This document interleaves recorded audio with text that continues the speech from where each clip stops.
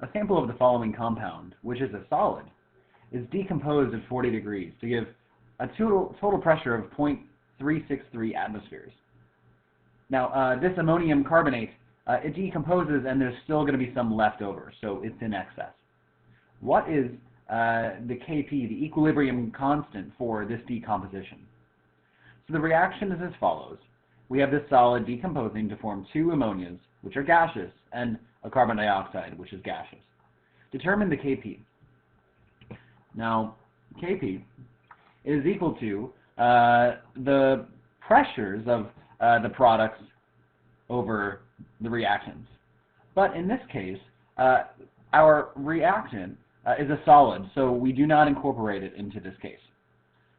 So in this case, then, we just need the pressures of ammonia and carbon dioxide at equilibrium.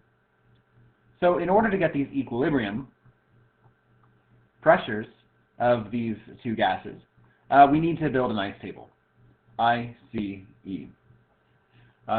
So we're presuming that we have zero initial pressure of our ammonia and carbon dioxide, and the pressure of ammonia is going to increase twice as much as the pressure of CO2.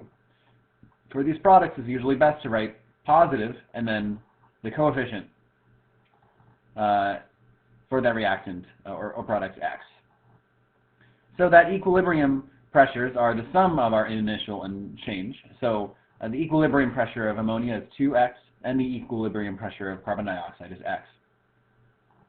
So if we're able to find these x values, then we can plug them into the following equation and find Kp. Now, you're provided with the fact that you get a total pressure of 0.363 atmospheres after the reaction has gone to completion, where it's reached a state of equilibrium. So this total pressure is the sum of the pressure of ammonia and carbon dioxide. It's the sum of all the pressures of all the gases in that container. So if the total pressure is 0.363 atmospheres, that is equal to that pressure of ammonia, 2x, at equilibrium, plus the pressure of carbon dioxide, x, at equilibrium.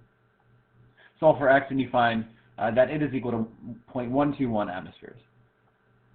So plugging in then for our pressure of ammonia and squaring that, so 2x all squared, and then multiplying by x, which is the pressure of CO2, we get the simplification in which we then replace x with that 0.121 atmospheres, and we find that the Kp is 0.00708. There are no units for equilibrium constants, so you don't need to worry about that here. Next problem. The equilibrium constant, the Kp, for the decomposition of ammonia is 0.375 atmospheres at a given temperature.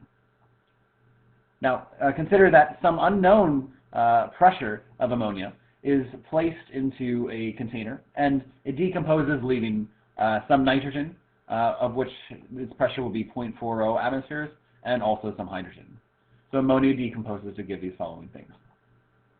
What will be the equilibrium pressure of ammonia and hydrogen?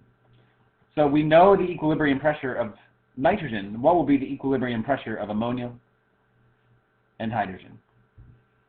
So the equilibrium pressures, E for equilibrium pressures, are here and here in our ICE table, where we're following the standard procedure of writing some concentrations at the beginning, then having negative change in the pressure or concentration of our reactants, and then positive change in the pressure or concentration of our reactants, and accounting for our coefficients there.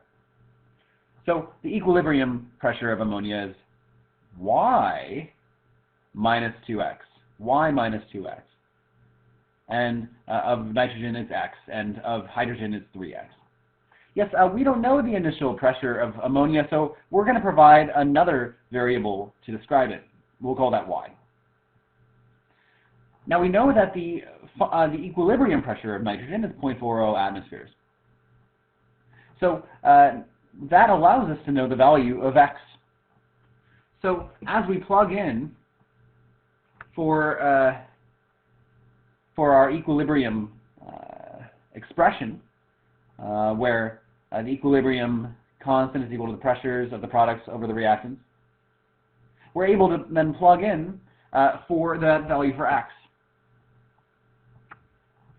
So we take all these values, plug in the value of x as 0.40 atmospheres, and the only unknown then is the value of y. Simplifying this equation provides the following quadratic formula. So, or equation, which can be studied by the quadratic formula, allowing us to find the value of y. Y from that can either be equal to 2.15 or negative 0.55 atmospheres. Only one of these values is possible. Now, this negative value for y is impossible. We know that y is equal to the initial pressure of ammonia. And it is impossible to have a negative initial pressure of anything, or have a negative concentration of anything either. It is impossible to have this antimatter in this class, at least. And so, being that that is going to give us an impossible value, our only possible value for y is 2.15 atmospheres.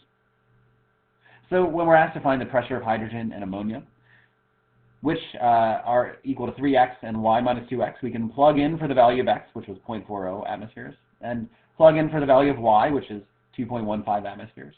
And that allows us to find the pressure of our products and reactants after equilibrium is reached. Thanks for watching, guys.